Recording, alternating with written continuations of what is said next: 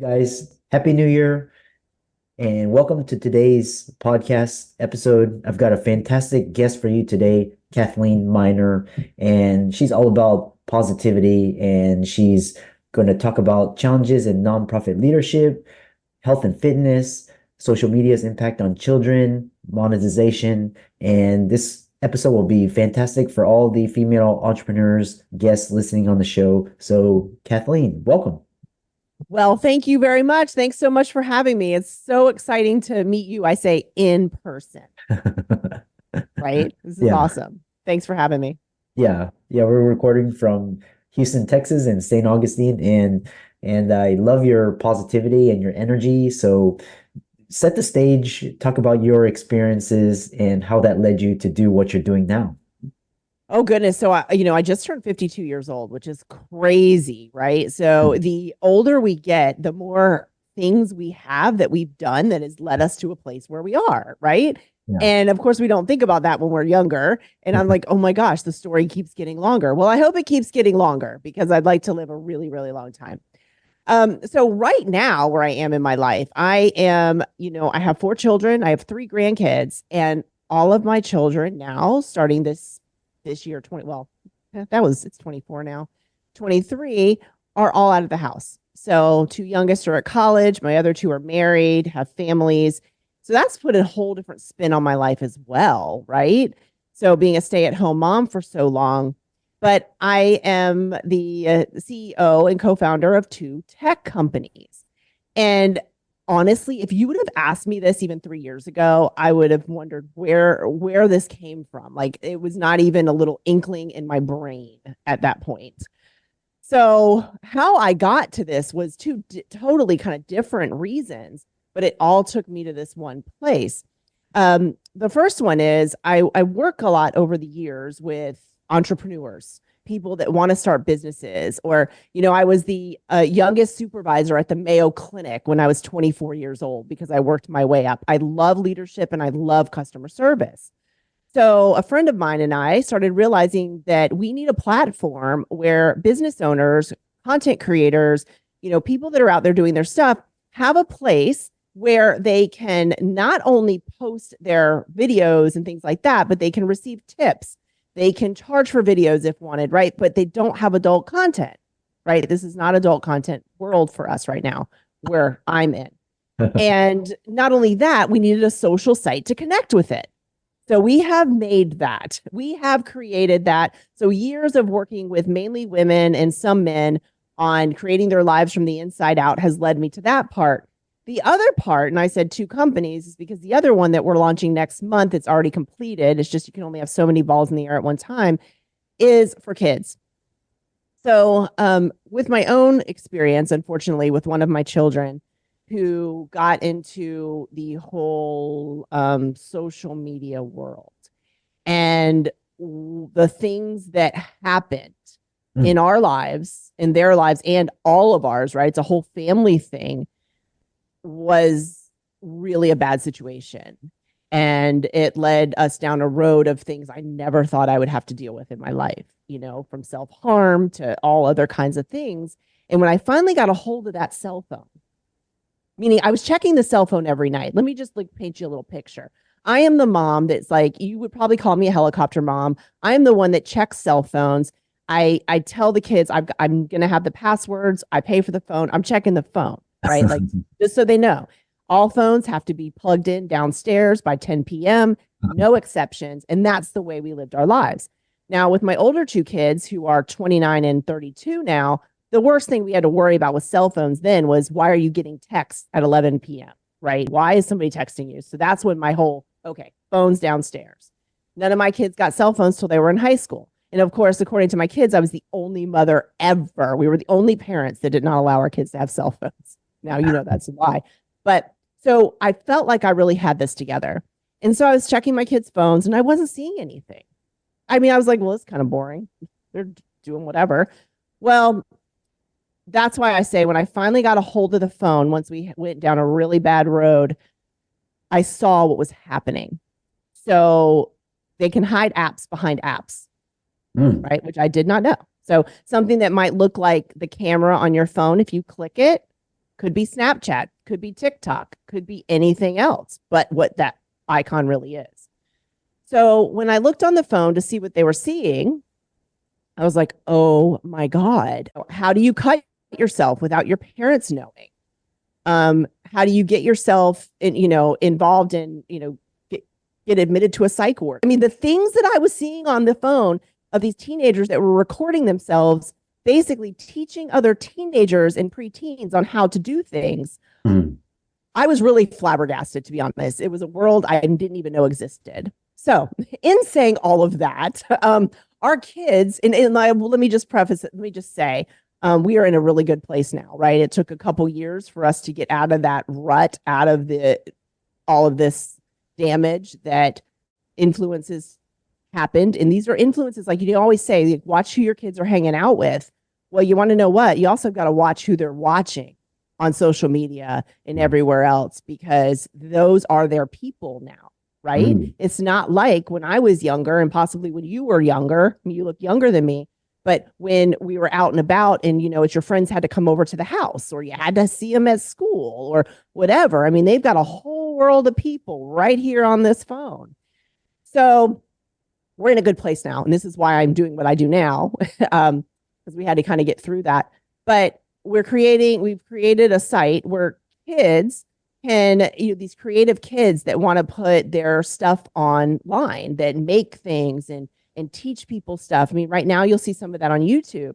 However, our problem with YouTube is that it's not really monitored with anything but bots. So when you are on, your kids watching something you think is totally innocent, and in between that, an advertisement comes on that is totally inappropriate, right? Whether it's nudity, or self-harm, or drinking, drugs, whatever. You don't know unless you're sitting there with your children. So what we've created is a very unique platform that you actually have to be verified also to get on. The parent has to verify you. The child, whoever's putting content on, has to be verified. So anyway, that is like, there's so much more that goes into this, but that's how I ended up where I am right now with these tech companies that it wasn't even in my radar before. Yeah. So Interesting. We'll talk about the advice for parents navigating the digital landscape for their kids. But you mentioned something really interesting, and that's monetizing expertise and passion. And you've created platforms for people to do this. Yep. What advice can you offer those looking to utilize their skills that's both fulfilling and financially beneficial? Yeah. I would say to find a platform. There's so many things out there, right? But find something that's easy for people to get to so they can find your stuff, they can find your great content, and don't be afraid to put it out there. That's another thing. You've got nothing to lose here. I mean, have you all seen the things that are out there? You're going to be fine. So put it out there. Don't be afraid to put it out there. But the other thing is, find a place where, say you don't want to charge for your videos because you'd really like to educate people. This is what you do. Maybe you don't have a course, but you'd like to go ahead and entertain or educate, is what we call it. Then, you know what? Find a place where you can get tips. Tips meaning money tips, right? So just by somebody watching your video, because you can't do that over on YouTube right now, but you can definitely do it. So the site's called ZZ Atom. So it's an app. Within that app, there's a place called ZZ Fans, FANZ, ZZ Fans. And we want everybody to realize that your customers and your clients, they're all your fans. So the fans has gotten kind of like a really bad rap when OnlyFans came out. Not that it's a bad thing. I mean, if you're on OnlyFans, let me just tell you, people are knocking it out of the park making money over there, okay? If you can do that, go for it. But we also wanted to make it so that if you have more mainstream content, that you could still get those same benefits of something like that and not be mixed in. Because I will say, if you want to monetize your stuff, find a platform that separates out adult content and mainstream content, because you might have the same user base, right? Somebody might like one, might like the other. But when people are going to something specific, they're going for that reason. But I would say definitely just try it. You have nothing to lose, and find something that you can monetize on. So many people are giving away their information for free on YouTube and Instagram, especially. right? It's just in TikTok. They're giving it away for free. So have a Yeah. chance to monetize. Yeah. Yeah, I love that. And it's there's so many, funny stories, but and just like YouTube, it's like just put it out. I mean, I can't remember how many hours of videos are uploaded, per second, but it's enormous. So just It is. yeah. So, and then kind of next thing is you also talk about, running challenges in nonprofit leadership, and you've led global nonprofit like Hopeful Handbags, and share some of the most significant obstacles you faced and how you've overcome them, supporting survivors of domestic abuse. And enlighten the audience. Absolutely. So my mother grew up in a very abusive home. Mm, So her father not only abused my grandmother, but all of the children. And this mm, is the reason why I started Hopeful Handbags Global. As I grew up, I always knew that the way that they were living across the street, I say that because that's where my grandparents lived my mom had siblings that were mine and my sister's age. I always wondered, that's not normal. And why does she stay? And that stuck with me forever. And so in 2016, I got certified after raising my kids. I had some kids still at home. But after raising my kids, I went and got certified to be a domestic abuse advocate because that lingered in my head of why do they stay? And my grandmother passed away about 35 years ago. She passed away of a brain injury, and you can only be hit so many times. That's what I think happened. So mm, this is always stuck with, what, if my grandmother had a place to go or a place to call, that there was no judgment at all, mm, would she have taken those kids that were still left at the house and done something different? So with that being said, I started Hopeful Handbags Global in 2017. And I started it basically first in my area in Florida and started collecting handbags. So my grandmother loved her handbag no matter what was happening. She brought that handbag with her. I remember going to J.C. Penney's with my mom to help her pick out a new handbag. I mean, it was those kind of things because it was a really big deal. And she would fill it with things that she needed because whenever she would leave with the kids, that's what she'd take with her. It was always right there. So I started collecting that in necessities, and that just grew. It just grew. So it grew from handbags to being helped with multiple other things.